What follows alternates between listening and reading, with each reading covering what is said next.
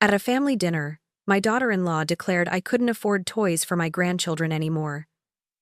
My son, usually my rock, just looked away. I remained silent, a quiet storm brewing within me. They thought I was destitute, a burden. They had no idea the secrets Arthur and I kept. When the truth finally spilled, their jaws dropped. Follow my story. Like, share, and let me know where you're listening from. Eleanor, habitually quiet as Arthur used to note, keeps her peace despite the humiliation. 6 months had passed since Arthur left me, and the quiet in our house was no longer peaceful. It was a heavy, suffocating blanket. At 64, I was a widow, and while being alone was difficult, what truly hollowed me out was the feeling of being surrounded by a family who, I now realized, wished I simply wasn't there. Arthur's absence had created a void, but the chill from my own son and his wife had turned that void into an echoing cavern. My son, Michael, had always been a dutiful boy, calling me every Sunday without fail, just as his father had taught him. But now, his calls were sporadic, often just a text message or a brief, clipped conversation that felt more like a chore than a connection. "Just checking in. Mom? Everything all right?" he'd ask, his voice devoid of genuine interest, eager to hang up before I could share anything beyond a superficial update. He was a different man since the funeral, a man I barely recognized. And Charlotte, my daughter-in-law, was an entirely different creature. At 28, she had once been so sweet, so deferential, always bringing me flowers or a homemade dessert, asking for my advice on everything from cooking to gardening. She used to call me Mommy Eleanor, her eyes sparkling with affection. But after Arthur's funeral, that sweetness curdled. Her kindness evaporated, replaced by a cold disdain that was palpable every time she entered my home. It was as if Arthur's passing had lifted a veil, revealing a true nature I had been blind to, or perhaps, simply unwilling to see. I remember their arrival just a few days after the funeral, Michael and Charlotte, with my grandchildren, Lily, then 7, and Oliver, 4. We had just sat down for a quiet meal, the grief still raw in my chest, when Charlotte, with a concerned frown, turned to Michael. "Michael, darling, we need to talk about Eleanor living here alone, and, of course, her situation." Her gaze then shifted to me, though it was not truly compassionate. "Eleanor, honey, we're just worried about you. Are you truly comfortable financially? Living expenses can be so overwhelming, especially now." The questions were cloaked in concern, but her eyes, and Michael's quick, nervous glance, told a different story. I remember thinking at the time that they were merely worried about my well-being, but looking back, their concern was transparent. I had mentioned a few times in passing, even before Arthur passed, that we were being careful with money, something Arthur had always believed in, living within our means. But now, recalling their knowing looks, the way Charlotte's lips would purse, I realized they hadn't heard careful. They had heard poor. They had assumed Arthur had left me with nothing, or worse, that I was a financial burden waiting to happen. From that day forward, Charlotte's visits morphed into meticulously planned inspections. She would arrive, not to spend time with me, but to scrutinize every corner of my home. "Eleanor, honey, this gutter looks clogged. Are you sure you're keeping up with the maintenance?" Or, opening my refrigerator, she'd frown at the organic yogurt I preferred. "Eleanor, darling, you don't need to buy the expensive yogurt anymore. The store brand is perfectly fine." My utility bills became another point of contention. "Your heating bill is quite high, Eleanor. Perhaps you should consider wearing an extra sweater." Each comment, delivered with a syrupy sweet tone, was a thinly veiled jab, designed to remind me of my supposed financial decline and their perceived authority over my choices. Michael, once my fierce protector, the son who had once stood up to school bullies and teenage drama for me, now consistently sided with Charlotte. He would offer a weak, "Mom, Charlotte has a point," or simply avoid my gaze altogether, letting his wife's criticisms hang in the air, unchallenged. The man who had once been my anchor now felt like a stranger adrift. It was a betrayal far deeper than any words could convey. The sting grew sharper when Charlotte began to involve the children. One afternoon, while Lily was happily showing me a drawing she had made, Charlotte intervened. "Lily, sweetie, remember what I told you? Grandma can't afford to buy you toys anymore. You have to be mindful." Lily, with her innocent 7-year-old eyes, looked up at me, a flicker of confusion and pity in her gaze. Oliver, still too young to fully grasp the implication, simply looked from his mother to me, sensing the tension. My heart fractured a little more with each deliberate humiliation. Then, about 3 months after Arthur's funeral, a conversation about my car sealed my understanding of their intentions. "My old sedan needs a tune-up," I had mentioned casually, thinking nothing of it. Charlotte, ever so helpful, chimed in, "Eleanor, honey, maybe it's time to think about whether you really need a car at all. The bus stop is just 2 blocks away. It would save you a fortune, and think of the environment." The implication was clear. My independence was a luxury I could no longer afford. They were trying to strip me of everything. Through it all, I remained quiet. Arthur used to comment on it. My quiet strength. How I never raised my voice. How I simply observed. He'd say, "Eleanor, your silence is more potent than any shout." He was right. I kept my peace, not out of weakness, but because something deep inside me was listening, observing, and remembering. The humiliation, the condescension, the thinly veiled greed. I absorbed it all, letting it settle into the quiet corners of my resolve. They thought I had nothing, but they were about to learn just how wrong they were. Eleanor hangs up, goes to her bedroom, and touches the small wall safe behind Arthur's old suits, where documents proving Charlotte had made the biggest mistake of her life were hidden. The subtle jabs and condescending remarks from Charlotte had become a regular feature of my life, a constant, dull ache that I had learned to ignore. But then, a relentless head cold decided to pay me a visit, bringing with it a fever and a cough that rattled my bones. To make matters worse, I realized I was running dangerously low on my blood pressure medication and the pills for my arthritis. My car, still needing that tune-up Charlotte had so readily dismissed, was making strange noises, and the thought of driving it in my weakened state filled me with dread. The pharmacy was only a few miles away, but it felt like a continent. I tried calling Michael, my son, repeatedly. His phone went straight to voicemail. I left messages, each one a little more urgent than the last, describing how poorly I felt and my desperate need for medication. But there was no reply. As the hours stretched into a full day, my pride, usually a sturdy shield, began to crumble under the weight of my growing discomfort. I hated to do it, but I swallowed the bitter pill of humility and dialed Charlotte's number. "Charlotte, honey, it's Eleanor," I began, trying to keep my voice steady despite the congestion. "I'm not feeling well at all, and I'm almost out of my medication. Michael isn't answering, and I was wondering if you might be able to give me a quick ride to the pharmacy." There was a pause on the other end, a loaded silence before Charlotte let out a sigh so theatrical it could have won an award. "Oh, Eleanor," she groaned, her voice laced with exasperation. "Today is really not good."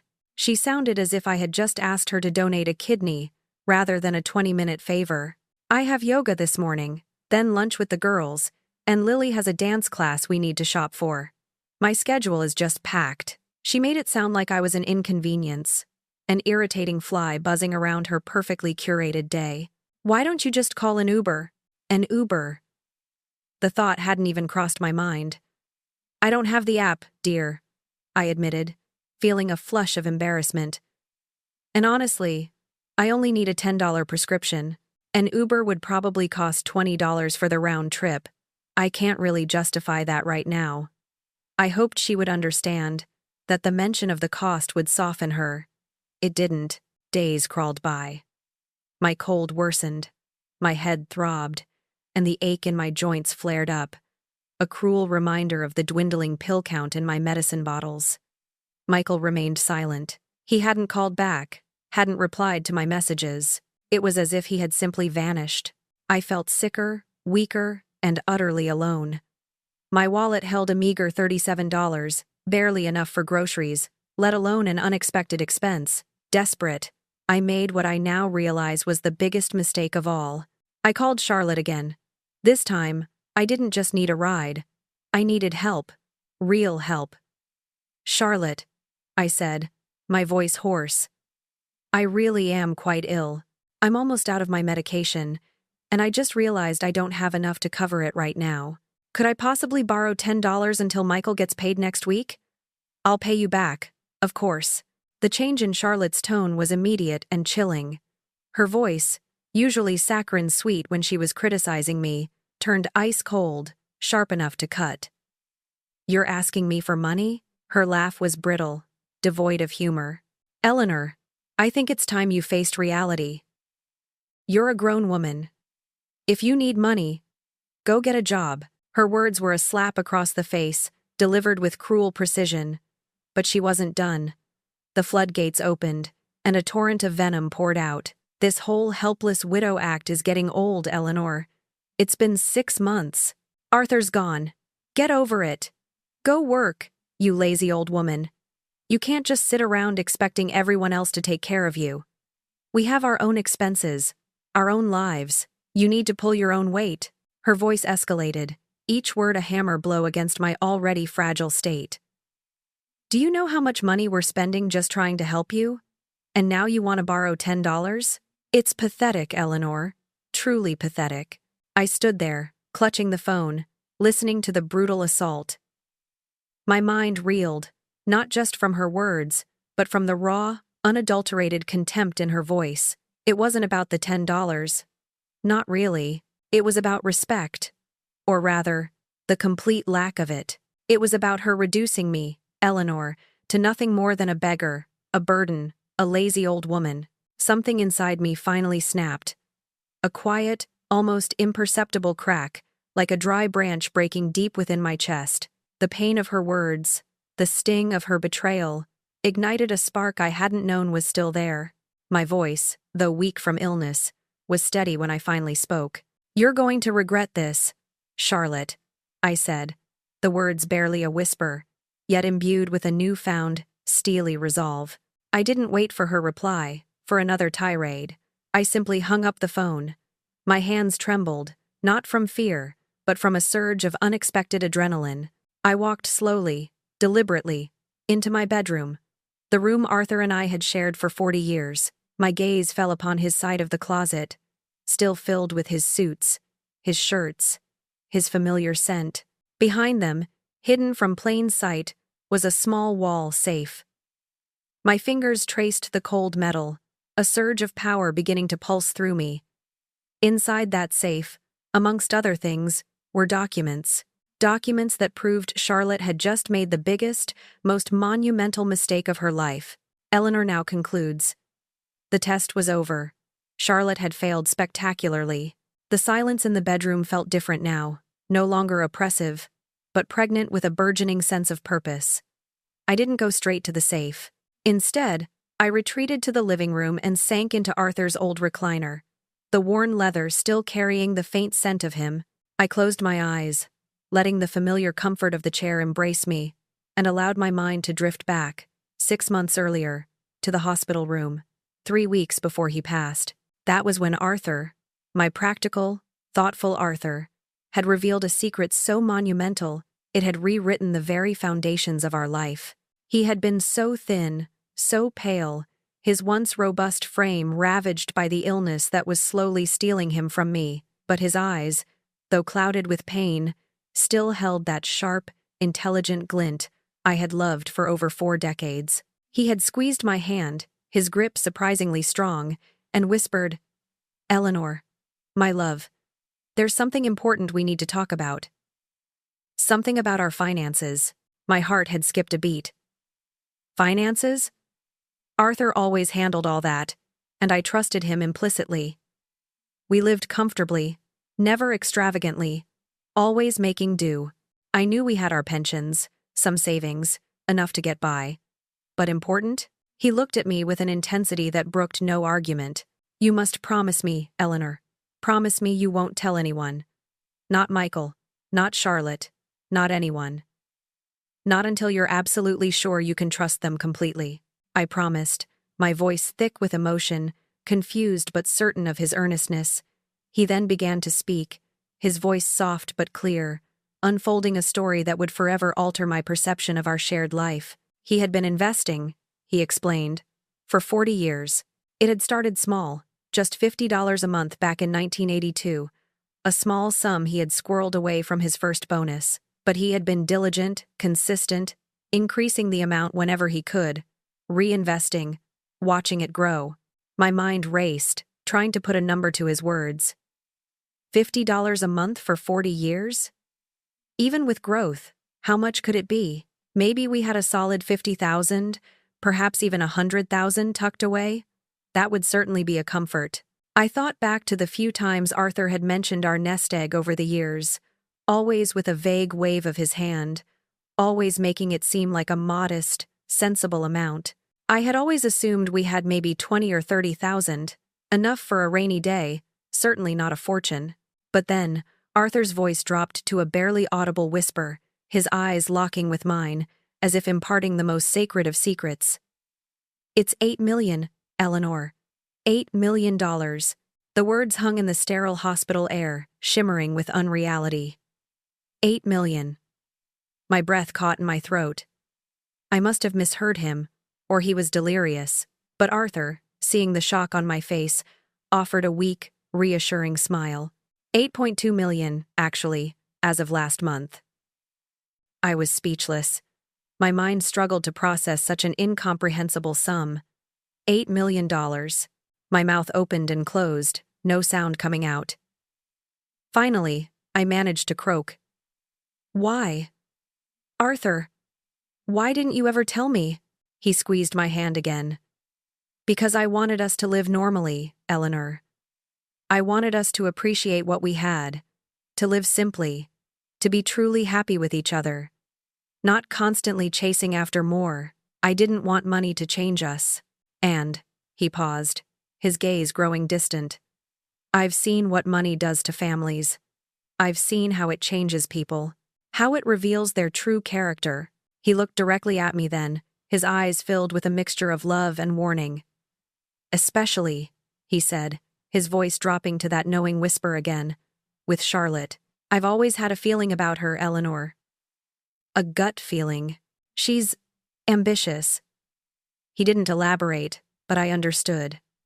Arthur, with his quiet wisdom, had seen something in her that I, blinded by my desire for Michael's happiness, had overlooked. "So, I want you to do something for me," he continued, his voice weakening now. "After I'm gone, test them. See who loves Eleanor, the woman, and who just loves what they think you can give them. See who stays by your side when they believe you have nothing. That's when you'll know who truly cares." His words had been a prophecy, a blueprint for the months that followed. And now, sitting in his recliner, the weight of Charlotte's recent words still ringing in my ears, I understood fully. The test was over. Charlotte had failed spectacularly, not just for the $10, but for every cruel word, every dismissive glance, every subtle insinuation that I was a burden, a useless old woman. My heart hardened, a new resolve settling in. Arthur's secret, hidden for 40 years, was not just a fortune, it was a weapon. And Charlotte, in her greedy blindness, had just handed me the key to wield it. That night, Eleanor calls Arthur's financial advisor, Mr. Davies, requesting to make some moves, quietly, and start looking at real estate, specifically upgrading. She also calls her trusted sister, Evelyn, to share her readiness to act. The weekend arrived, and with it, Michael and Charlotte. This time, however, my gaze was different. Arthur's words, his final, prescient warning, echoed in my mind. I saw them with new eyes, not as my son and his wife, but as two individuals on a calculated mission, a relentless campaign to make me feel utterly helpless, a burden, and entirely dependent on their generosity. They walked in, their usual forced cheerfulness masking the underlying agenda. Charlotte, without a moment's hesitation, marched straight to the thermostat. "Eleanor, it's 72 degrees in here. That's way too warm. "You're just wasting money," she declared, her finger already pressing the down arrow, dropping the temperature to a crisp 68 degrees. I shivered, but said nothing, simply observing her deliberate actions. Next, Michael, with Charlotte hovering nearby, made his way to my refrigerator. He opened it, peering inside with an air of critical inspection. "Mom, you've got food going bad in here," he announced, pulling out a half-eaten container of spinach. "You're buying too much for one person. This is just wasteful," Charlotte chimed in, her voice dripping with artificial sweetness.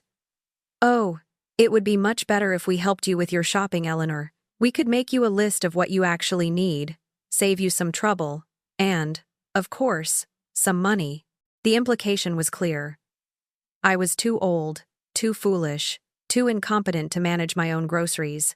I listened to their pronouncements, their unsolicited advice, their thinly veiled criticisms, all without a word. My illness was still lingering, leaving me feeling vulnerable. But the quiet strength Arthur had spoken of began to stir within me.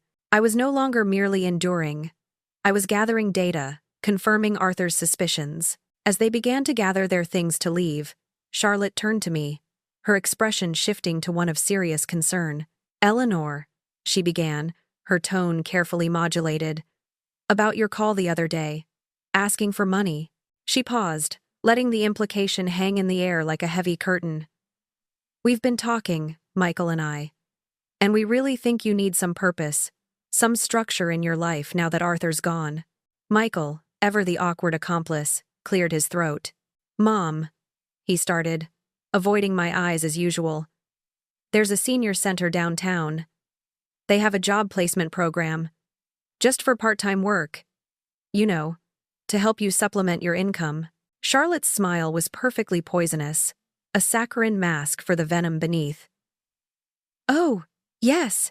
They have all sorts of wonderful opportunities. You know, cleaning services, meal prep, companion care for other elderly people. Things that would suit your skill set, Eleanor." Her words hung in the air, each one a calculated insult, a deliberate attempt to reduce me to a maid, a carer, a service provider for others, while they, my family, would reap the benefits of my labor, or perhaps just enjoy the thought of me struggling. I looked at Michael, my son, the boy I had raised, the man I had loved and protected. "Michael," I asked directly, my voice soft but firm, "do you think I should clean houses?"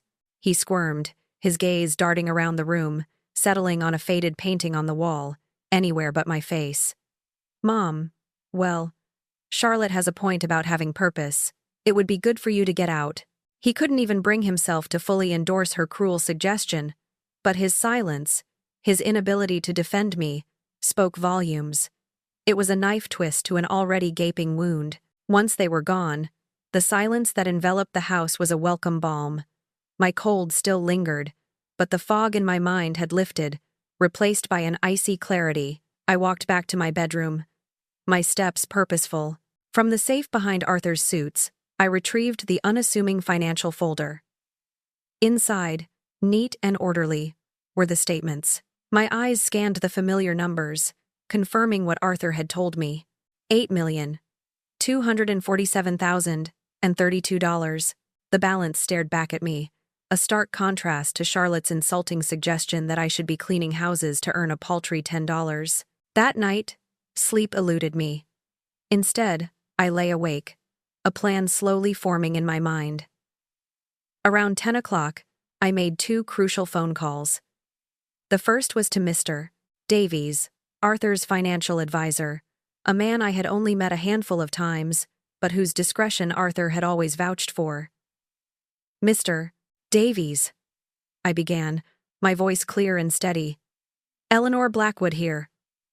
I'm ready to make some moves." Quietly. I paused, then continued. "I want to start looking at real estate. Specifically, I'm thinking of upgrading." Significantly, my second call was to my sister, Evelyn, my confidant and dearest friend, who lived a few states away. "Evelyn," I whispered into the phone, a thrill of anticipation running through me. "It's time. Arthur's test is complete. And darling Charlotte has failed spectacularly. Evelyn, with her sharp wit and unwavering loyalty, knew exactly what I meant. The game had begun. If you're finding this story as gripping as I am living it, don't forget to like, share, and subscribe so you don't miss a single twist. Your support means the world, and it encourages me to keep sharing. Let's get back to the unfolding drama. As Eleanor leaves, Charlotte chillingly says to Michael, "This is exactly what we're talking about." Michael.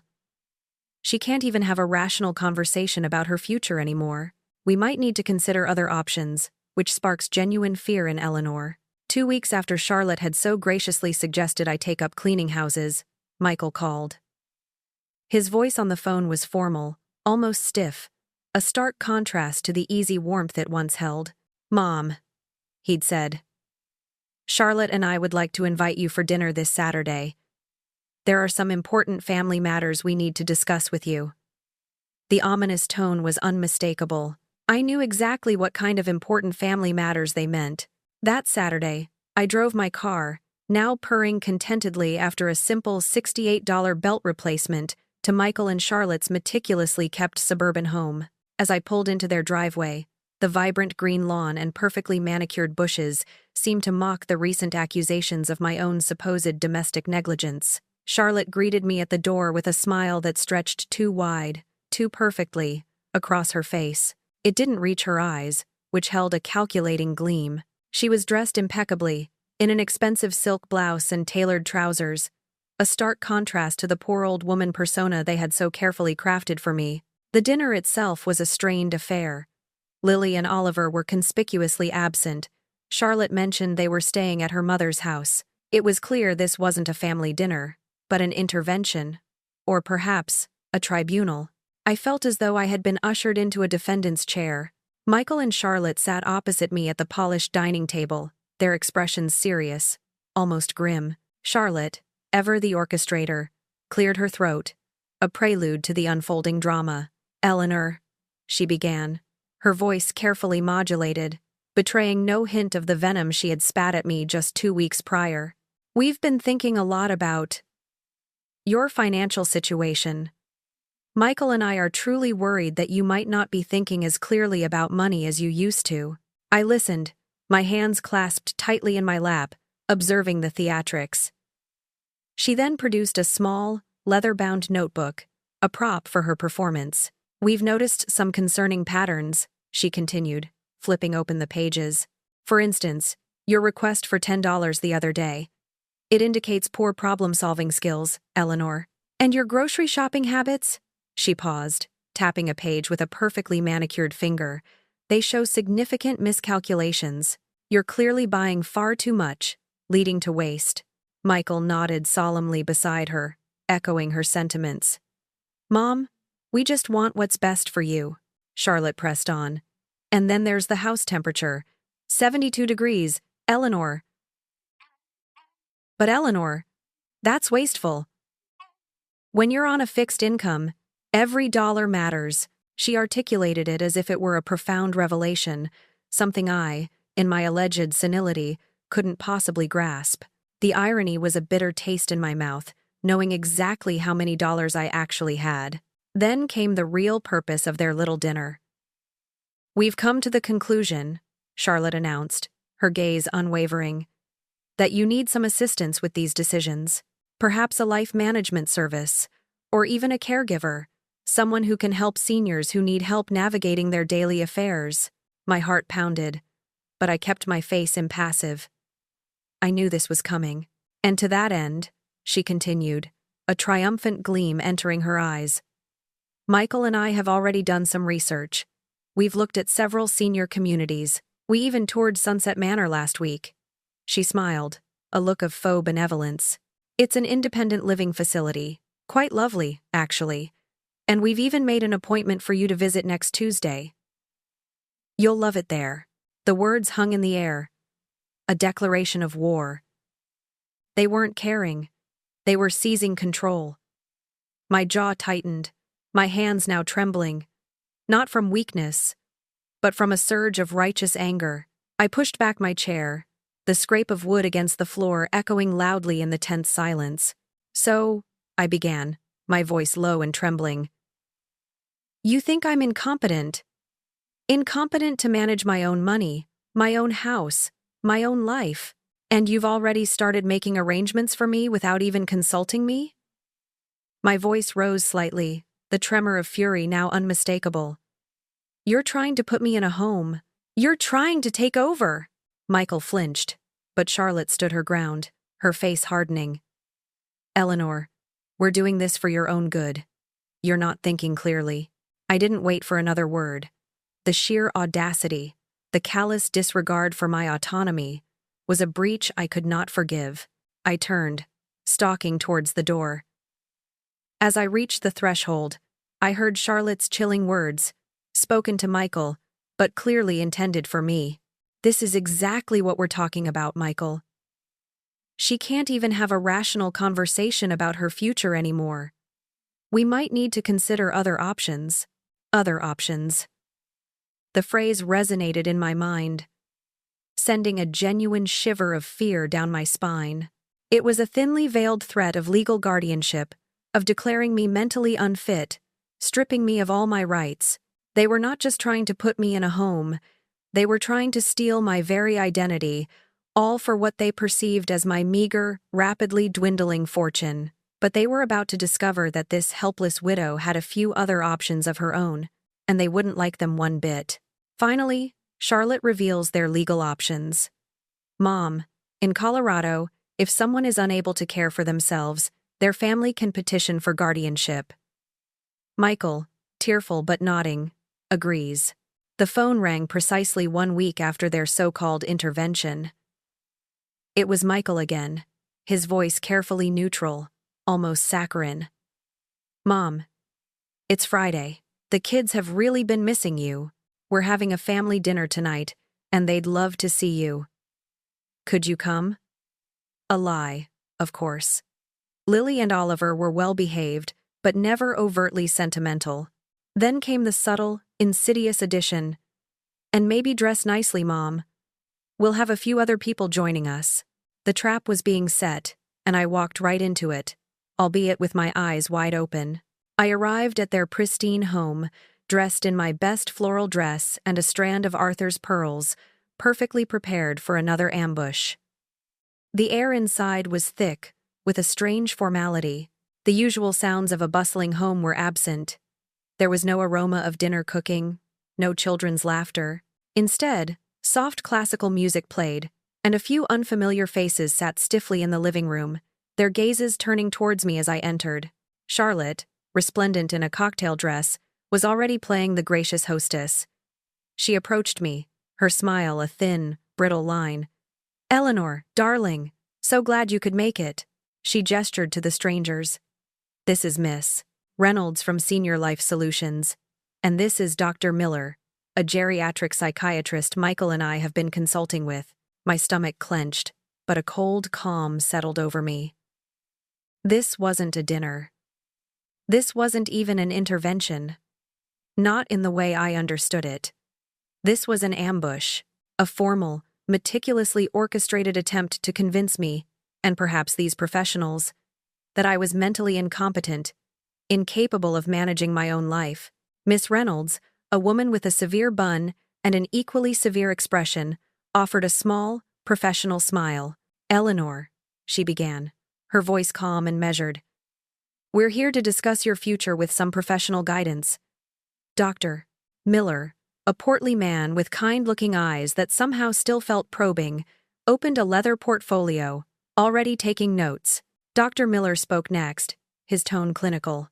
"Mrs. Blackwood, your son and daughter-in-law have expressed some concerns about your ability to live independently, your safety, and your decision-making capacity. We're here to help assess the situation." Then came the questions, delivered with an unsettling blandness. "Mrs. Blackwood, can you tell me what year it is? Who is the current president of the United States?" Simple questions, designed to gauge basic cognitive function. I answered them all clearly, concisely, without hesitation. Then came the one I was waiting for, the one I knew they had prepped him for. "Mrs. Blackwood," Doctor, Miller continued, his gaze unwavering. How much money do you have in your checking account? Before I could even formulate a response, Charlotte interjected, her voice laced with feigned concern. Dr. Miller, she asked to borrow $10 from me just last week because she couldn't afford her prescription. She often forgets things, misplaces keys, and struggles with managing her household. It's been happening more and more since Arthur passed. She painted a picture of a frail, forgetful old woman, struggling to cope, her anger at their previous visit framed as defensiveness and a symptom of decline. I started to speak, to refute her baseless accusations, but Charlotte cut me off again, her voice rising slightly. See? She's getting agitated. This is exactly what we mean, Doctor. Her emotional regulation isn't what it used to be. Miss Reynolds smoothly picked up the thread. We understand this is a difficult conversation, Eleanor, but we've found a lovely community for you, a place where you'll be safe and well cared for. She mentioned the name, Sunset Manor, the very same assisted living facility they had toured without my permission. It was horrifyingly clear. They had planned this for weeks, perhaps months. Finally, Charlotte stepped forward, her voice dropping to a theatrical whisper, as if sharing a profound truth. Mom, she said, her eyes gleaming with a chilling resolve.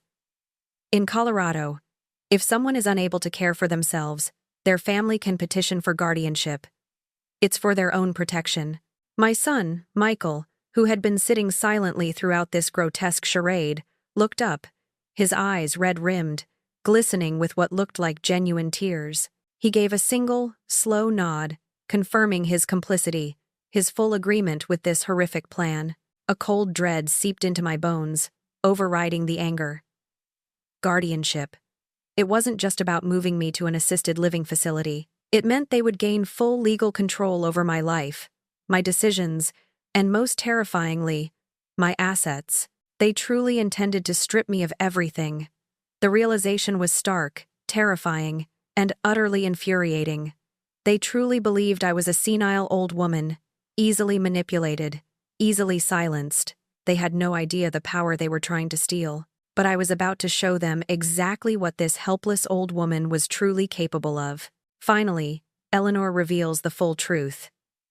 Your father left me $8 million. Michael's coffee cup crashes, his face draining of color. I didn't utter another word at that horrific dinner. The fear that had initially gripped me was swiftly replaced by a cold, calculated fury. They wanted to control my money, my decisions, my very life. They saw a frail, senile old woman, easily swept aside. They were about to learn they had picked the wrong woman to mess with. I stood, my pearl necklace feeling heavy around my neck, and walked out, leaving them in their meticulously staged charade. Back in my quiet, humble home, the urgency of action propelled me forward. The moment I walked through the door, I picked up the phone and dialed Mr. Davies. Mr. Davies, I said, my voice crisp and resolute. I need you to buy a house for me. Not just any house. A house that will make a statement. The kind that shows people they picked the wrong woman to mess with. He hesitated, perhaps surprised by the steel in my voice. But I didn't give him a chance to question me. I want it handled discreetly. And quickly. The following Monday, I sat across from Mr. Davies, in his plush office, the city bustling far below. He looked at me with a mixture of concern and bewilderment, undoubtedly having heard vague rumors from Michael and Charlotte's recent maneuverings.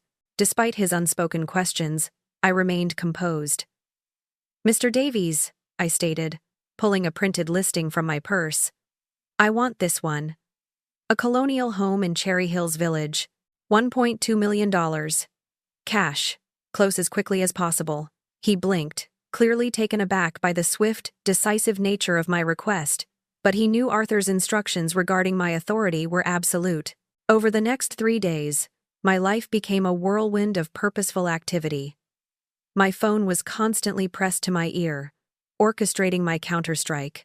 I hired a top-tier moving company, instructing them to pack only my most cherished personal items and Arthur's belongings, leaving the rest for whatever fate awaited it. Then, I drove to the Mercedes dealership, purchasing a brand new, sleek, silver sedan, a silent rebellion against Charlotte's suggestion of bus rides. I opened accounts at exclusive boutiques and ordered a wardrobe that reflected my new reality, not the one they had tried to impose. Most importantly, I secured an appointment with Sarah Patterson, one of the city's most respected estate planning attorneys. Sarah Patterson was a formidable woman, sharp and astute, with eyes that missed nothing. After I laid out the entire sequence of events, from Arthur's deathbed confession to the intervention and the ultimate ambush, she leaned back, a thoughtful expression on her face. "Eleanor," she said, her voice calm and reassuring. "Michael and Charlotte's attempt at guardianship, based on what you've described, is legally questionable at best, especially given your current mental acuity and demonstrable financial independence." She paused, a glint in her eye. "However, the critical next step is to ensure they understand, unequivocally, that their assumptions about your circumstances are completely, utterly wrong." Friday morning arrived, crisp and bright. My new address, subtly leaked to Michael, brought him to my doorstep. I heard the Mercedes pull up, then the sound of his footsteps on the marble path. When I opened the massive mahogany door, his jaw literally dropped. His eyes, wide with disbelief, swept over the expansive marble foyer, the crystal chandelier sparkling above, the elegant, curated furnishings that now adorned my new mansion. "Mom," he stammered, his voice barely a whisper. "Where did this come from?" I offered him a serene smile, a stark contrast to the turbulent emotions churning within me. "Come in, Michael. Let's have some coffee." I led him to the opulent living room, where a tray with steaming coffee sat on a polished antique table. "Your father," I began, my voice calm, "was a very wise man. He invested our money for 40 years. Very successfully." Michael, still pale, slowly sat down, his gaze fixed on me, trying to reconcile the poor, helpless widow with the woman now sitting before him in such grandeur. "How much money are we talking about, Mom?" he asked, his voice laced with an unfamiliar eagerness. I caught it immediately. A new, calculating look had entered his eyes, replacing the feigned concern. "Why do you need a number, Michael?" I countered, my voice still soft, but with an edge of steel he hadn't heard before. "It seems a few weeks ago, a meager $10 was too much to spare for your ailing mother." His face flushed, a flicker of guilt crossing his features before Charlotte's influence resurfaced.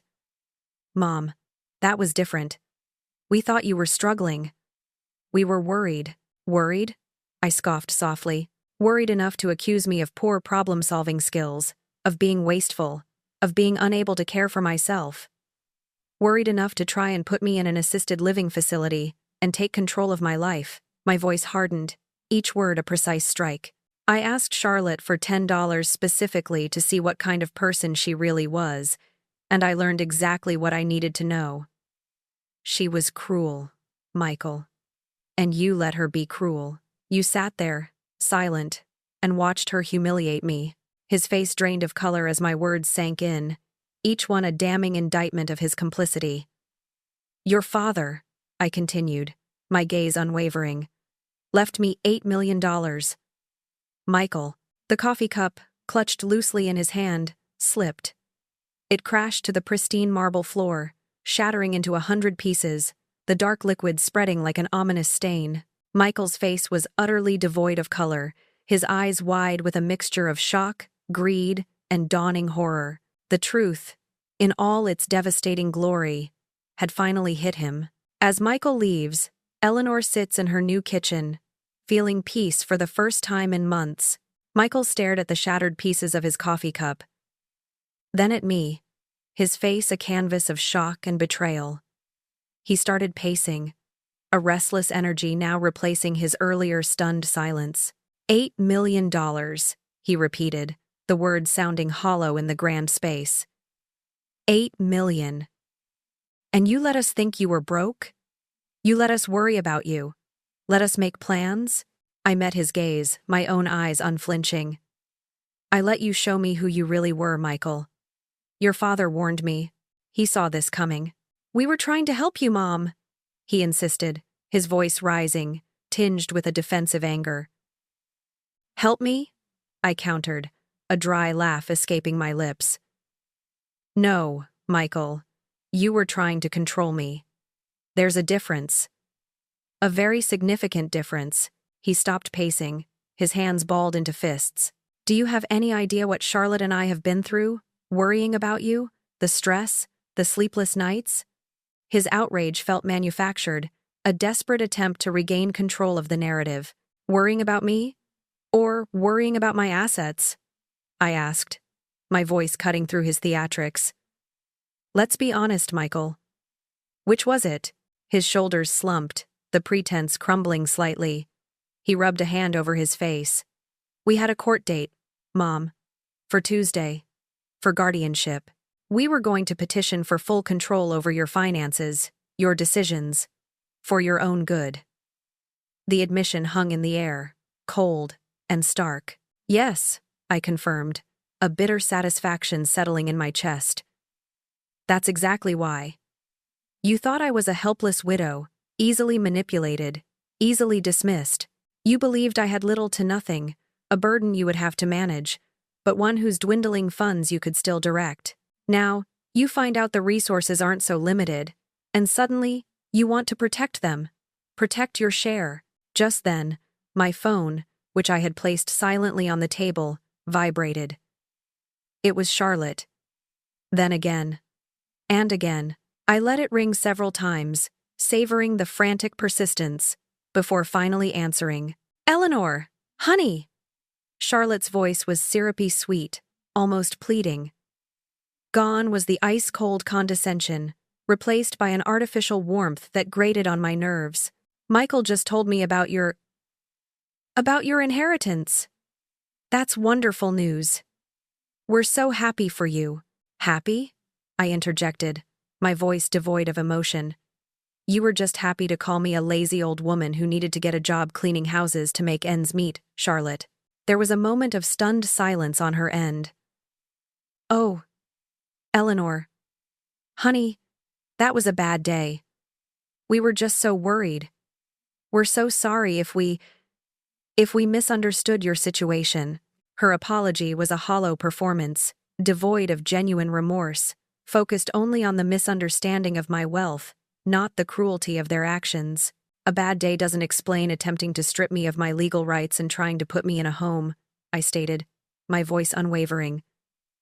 Family forgives each other, Charlotte, but family also doesn't try to steal each other's legal rights and dictate their future. Let's talk about this in person, Eleanor, she pressed, a hint of desperation creeping into her tone. We can sort this out. We're family. No, Charlotte, I said, my voice firm, absolute. We're not family. Not anymore. You lost that right when you chose greed over love, control over respect. I hung up the phone, and with a decisive click, I turned it off. The silence that followed was liberating. Michael, still standing there, finally spoke, his voice cracking. Mom, what about Lily and Oliver? You wouldn't cut off your own grandchildren, would you? He was pulling out the last, desperate card, using his children as leverage. Michael, I said, looking him squarely in the eye. This isn't about them. This is about you. And Charlotte. I'm simply choosing not to be around people who treat me badly. I taught you that much, at least, didn't I? To stand up for yourself? I paused, letting my words sink in. This isn't about the money. Not really. This is about respect. And once you've shown someone that you don't respect them, that you're willing to humiliate them, to hurt them, to steal from them, you can't take that back. Some things are simply unforgivable. He stood there, defeated, his shoulders slumped. He finally turned and walked out of the house, his footsteps echoing faintly on the marble as he left. I watched him go, then walked into my brand-new, gleaming kitchen. I poured myself a fresh cup of coffee and sat down at the expansive island, gazing out at the manicured garden. For the first time in months, since Arthur had left me, I felt a profound sense of peace. The heavy blanket of loneliness had lifted, replaced by a quiet strength. My house was a mansion, but more importantly, it was mine. My life, finally, was mine again. 6 months had passed since Michael's coffee cup shattered on my marble floor. 6 months in my new home, a grand colonial nestled in Cherry Hills Village, where the scent of jasmine drifted through open windows, and the laughter of my new neighbor's grandchildren often mingled with the gentle chirping of birds. Evelyn, my sister, was visiting, her presence a comforting balm, and we sat on my expansive patio, sipping iced tea. "You look truly happy, Eleanor," she remarked, her eyes twinkling. "I am, Evelyn," I confessed, truly. "But I do miss Lily and Oliver terribly." My heart ached for them, the innocent casualties in this war of greed. As if on cue, my new, unlisted phone number rang. It was Lily, her small voice tentative. "Grandma? Is that really you? Why did you move? We miss you." My heart swelled with a bittersweet ache. I explained gently. "Sometimes adults have disagreements, sweetie, and I needed some space to think. But I love you very much, and I always will," I reassured her, trying to shield her from the ugliness of the truth. Michael and Charlotte, however, were not so easily deterred. After the initial shock wore off, their attempts to reconcile began. First, there were the guilt trips, thinly veiled accusations of abandonment. Then came the bribes, invitations to lavish vacations, expensive dinners. I politely declined. Even Charlotte's offer to cook for me, an offer I found particularly amusing. When these failed, they reverted to their old tactics. Lawyers. They filed another petition, challenging my competency once more, perhaps hoping that the shock of my wealth was temporary, or that I had somehow become less astute. My attorney, Sarah Patterson, was ready. With testimony from Mr. Davies confirming my meticulous handling of my finances, my personal physician, who attested to my excellent mental and physical health, and the real estate agent who handled my swift and decisive house purchase, the case was a formality. The judge, clearly annoyed, summarily dismissed their petition, issuing a stern warning to Michael and Charlotte about potential harassment charges if they continued their unwarranted legal actions. They left the courtroom looking defeated, but not, I suspected, truly repentant. The final straw, the act that solidified my resolve to sever ties completely, came a few weeks later. I was planting roses in my garden when I saw Michael and Charlotte's car pull up. They led Lily and Oliver to my front gate, then knelt down, whispering instructions to the children. Lily, her eyes wide and confused, approached the gate. "Grandma," she said, her voice small and wavering. "Mommy and Daddy said to ask why you don't love us anymore." Oliver, looking distraught, simply clutched her hand. My heart shattered. To use the children as weapons, to poison their innocent minds against me, was an unforgivable act. I unlatched the gate, my face composed. "Lily, Oliver. Come here, sweethearts," I said, pulling them into a tight embrace. "Grandma loves you both very, very much. Don't ever let anyone tell you otherwise." Then I turned to Michael and Charlotte, my voice low and firm, filled with a steel they had never heard before. "If you ever use these children again to manipulate me, or to speak ill of me, I will call the police. Do you understand?" Michael looked genuinely ashamed, his gaze dropping to the ground. Charlotte, however, still had that calculating glint in her eyes, her gaze fixed, not on me, but on the impressive facade of my new home. She nodded, but her focus remained on what she believed she had lost. That very afternoon, I called Sarah Patterson. "Sarah," I instructed, "I want to set up 2 independent trust funds, $1 million each, for Lily and Oliver, for their college education, their future homes, whatever they choose. But," I emphasized, "they are to be accessible directly by them at age 25. No parental control whatsoever." Sarah understood, her professional demeanor replaced by a look of admiration. A few days later, a personalized letter arrived at Michael and Charlotte's door. It wasn't accusatory, nor was it vindictive. It simply explained what they had lost, not just my financial support, but the warmth of a family connection they had so carelessly discarded. It stated that Lily and Oliver would always be welcome in my life when they were old enough to make their own choices, to understand the complexities of adult relationships without the interference of their parents' greed. Days turned into weeks. Then, Michael called. His voice was different now, humbled, almost broken. "Mom," he began. I understand now. Everything. And I'm so sorry. Can you ever forgive me?" I paused, a deep sigh escaping me. Forgiveness isn't the same as forgetting, Michael. And trust, once broken, is almost impossible to rebuild. I didn't say no, but I didn't say yes either. I needed time. He needed to truly reflect on his actions, not just their consequences. I sat alone in my sun-drenched living room, looking out at the world, a woman reborn. My future stretched before me, clear and unburdened. I was free to live life on my own terms, free from the shadow of Arthur's passing, and free from the suffocating grasp of my son and his greedy wife. I would wait. I would wait for Lily and Oliver to grow, to choose their own relationships, to perhaps, one day, understand. Until then, I would live, truly live, in the peace and independence Arthur had so wisely ensured.